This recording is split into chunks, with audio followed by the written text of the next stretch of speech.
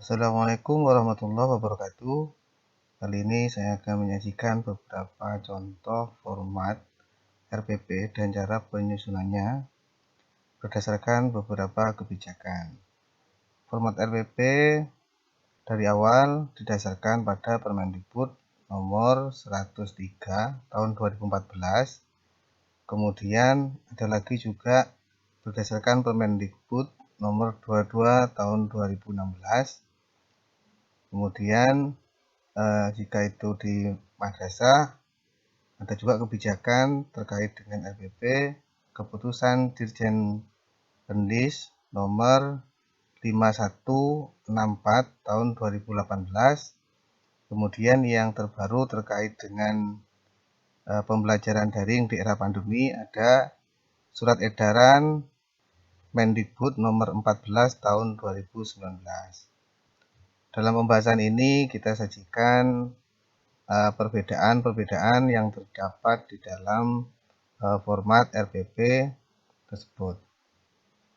Yang pertama misalnya berdasarkan Permendikbud nomor 103 2014, seperti ini formatnya. Yang pertama identitas, sekolah, mata pelajaran, kelas, semester, alokasi waktu, dan bagian A yaitu kompetensi inti. Di KD ini adalah turunan dari KI. Nah, di dalam format ini disampaikan seluruhnya. KD turunan dari KI1, KI2, KI3, dan KI4. Indikator pun juga begitu, adalah indikator dari turunan KI1, 2, 3, dan 4. Nah, di sini langsung materi, tidak ada tujuan pembelajaran, karena tujuan pembelajaran sudah include menjadi indikator. Langsung materi, di sini materi langsung disajikan, baik dari buku teks, buku panduan guru, dan lain-lain.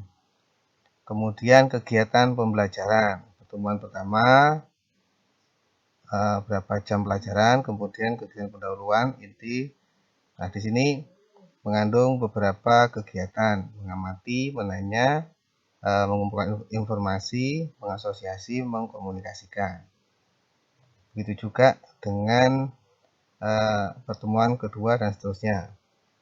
Bagian penilaian, remedi, dan pengayaan itu disertakan teknik penilaian, instrumen penilaian, dan bagaimana remedial dan pengayaannya.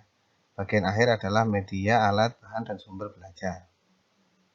Nah, di sini diberi keterangan pada setiap KD dikembangkan indikator atau penanda.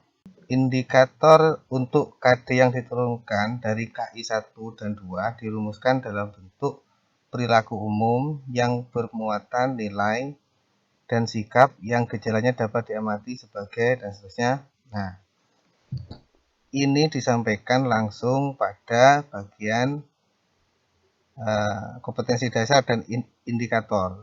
Langsung disampaikan di sini indikator dari KI1 dan 2. Seperti apa contoh indikator dari KI1 dan 2 bisa dilihat pada bagian ini. Ini saya berikan contoh sikap pada KI1, misalnya ketaatan beribadah, isinya seperti ini. Bisa dibaca sendiri dan ini nanti saya share pada bagian deskripsi video. Perilaku syukur, indikatornya banyak, kemudian berdoa sebelum dan sesudah melakukan kegiatan, dan seterusnya. Ini ada juga contoh sikap pada KI2 dan indikatornya. Nah, ini yang disajikan langsung di dalam RPP di kompetensi dasar yang poin 1 dan 2, indikator pencapaian kompetensi pada poin 1 dan 2. Nah, dasar penyusunan RPP selanjutnya adalah Permendikbud nomor 22 tahun 2016 yang terdiri atas identitas sekolah, identitas mata pelajaran, kelas dan semester, materi pokok, alokasi waktu, tujuan, dan seterusnya. Bisa dibaca sendiri. Hanya di sini ini dilengkapi dengan tujuan. Nanti tujuan disendirikan. Kalau yang tadi tidak dijadikan sub tersendiri, tapi dijadikan sub pada indikator. Nah, sebagai penyempurna atau gabungan dari kedua kebijakan tersebut dirumuskan format RPP seperti ini. Ini khususnya untuk mahasiswa PPG dalam pembuatan RPP mengacu pada format ini yang akan diujikan pada uji kinerja PPG 2021 ini, dan bisa diadopsi juga oleh para guru lain atau satuan pendidikan lain, yang penting disepakati bersama. Nah, formatnya seperti ini: identitas sekolah, pelajaran, dan seterusnya. Kemudian kompetensi inti ini hanya meliputi KI 3 dan KI 4. Berbeda dengan format yang pertama tadi, disampaikan seluruh KI-nya 1, 2, 3, 4. Kalau di bagian ini adalah hanya KI 3 dan KI 4. Begitu juga kompetensi dasar. Nah, bagian kompetensi dasar ini adalah KD turunan dari KI 3 pengetahuan dan KI 4 keterampilan. Dan indikator pencapaian kompetensi pun juga begitu, adalah turunan dari KI 3 dan 4. Nah, KI 1 dan 2 pada RPP model ini disampaikan pada tujuan pembelajaran dan terinternalisasi di dalam langkah-langkah pembelajaran. Kemudian materi pembelajaran, di sini dirinci materi-materi pelajaran, pokok-pokoknya apa, kemudian nanti materi secara lebih lengkapnya dilampirkan pada akhir RPP. Kemudian pendekatan, model, dan metode disampaikan yang digunakan apa saja. Nah, model dan pendekatan ini berbeda antara RPP daring dan RPP luring. Itu disesuaikan sendiri tergantung jenis materinya dan kondisi saat pembelajaran. Nah, kegiatan pembelajaran di situ misalnya pertemuan pertama, pendahuluan, kegiatan inti, penutup, diberikan langsung di sini alokasi waktunya. Begitu juga dengan pertemuan yang lain. Nah, penilaian di sini sama formatnya seperti yang tadi, hanya pada RPP gabungan ini adalah pada bagian penilaian ini disarankan untuk menggunakan model penilaian host. Untuk lebih detailnya terkait dengan penilaian host itu bisa disimak pada tutorial atau penjelasan di bagian yang lain dengan judul cara membuat penilaian pengetahuan model host. Nah, seperti ini. Di sini saya sajikan bagaimana menyusun penilaian model host tersebut. Nah, kemudian di bagian akhir disajikan media, alat, bahan, dan sumber belajar. Di sini pun juga disesuaikan berbeda antara pembelajaran daring maupun luring. Nah, sebagai ringkasan, model yang ketiga ini kita sebut sebagai model RPP integrasi. Yang diintegrasikan adalah di dalamnya terdapat pendidikan karakter, kemudian host, 4C, 6C, literasi, tipek, kecakapan abad 21. Nah, pendidikan karakter ini bisa dimasukkan pada tujuan pembelajaran masing-masing. Itu ada tujuannya apa, dalam kurung, kemudian pendidikan karakternya apa. Itu merujuk pada ini, pada contoh-contoh karakter KI 1 dan KI 2. Pada materi ajarnya bersifat dimensi pengetahuan dan advance material. Kemudian yang membedakan juga antara pembelajaran daring dan luring itu terletak pada langkah-langkah atau strategi pembelajarannya. Kalau pembelajaran daring menggunakan langkah-langkah pembelajaran bersifat online atau menggunakan misalnya Google Classroom, e-learning, YouTube, dan lain-lain.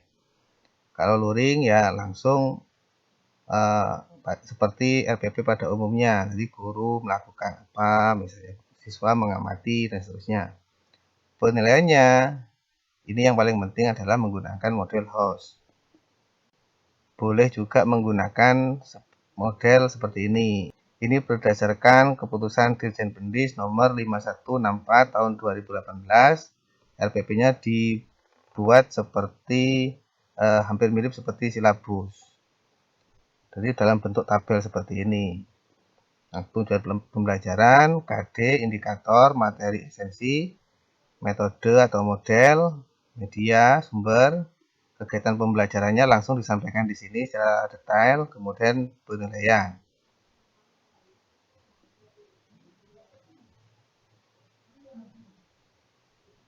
Nah, yang terakhir adalah penyederhanaan RPP menjadi satu halaman. Itu berdasarkan Surat Edaran Menteri Pendidikan Nomor 14 Tahun 2019. Contohnya seperti ini. Nah, ini langsung identitas, tujuan, kemudian langsung langkah-langkah pembelajaran. Kemudian di bagian akhir penilaian. Jadi di model RPP satu halaman ini minimal mencakup 3 komponen, tujuan, langkah-langkah, dan penilaian.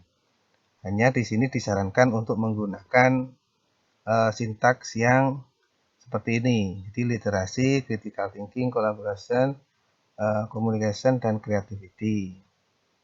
Ini model RPP satu halaman pada pembelajaran daring. Ada juga model RPP satu halaman. Ini contoh RPP satu halaman pada pembelajaran luring. Komponennya sama seperti tadi, tujuan, langkah-langkah, langsung penilaian.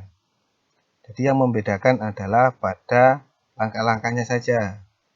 Di sini langsung menggunakan tatap muka. Kalau di pembelajaran daring di sini bisa menggunakan media grup WA, Telegram, YouTube, atau yang sejenisnya. Nah, ini yang terakhir adalah model RPP gabungan ya antara daring dan luring. Komponennya sama. Ini merujuk pada SE Mendikbud Nomor 14 2019 tadi, tujuan, langkah-langkah, tapi di sini disampaikan perbedaannya atau pilihan pembelajaran. Di sini pembelajaran luring pendahuluannya seperti ini. Kalau pembelajaran daring seperti ini. Kegiatan intinya pun juga berbeda. Kegiatan inti kalau luring seperti ini, kalau daring disertakan juga link atau sumber-sumber yang bisa ditelusuri oleh siswa. Di sini misalnya peserta didik diminta untuk menyaksikan video di link YouTube ini misalnya. Jadi siswa langsung mempelajari atau menyimak video tersebut. Kalau pembelajaran luring, peserta didik diberi tugas untuk mengamati tayangan video tentang berpikir kritis dan seterusnya. Ini berarti guru menampilkan langsung di depan kelas dan seterusnya seperti itu. Nah, komponen selanjutnya juga sama yaitu penilaian. Itu saja dari saya. Mohon maaf apabila ada sajian dan kata yang kurang berkenan. Semoga bermanfaat. Saya akhiri. Assalamualaikum warahmatullahi wabarakatuh.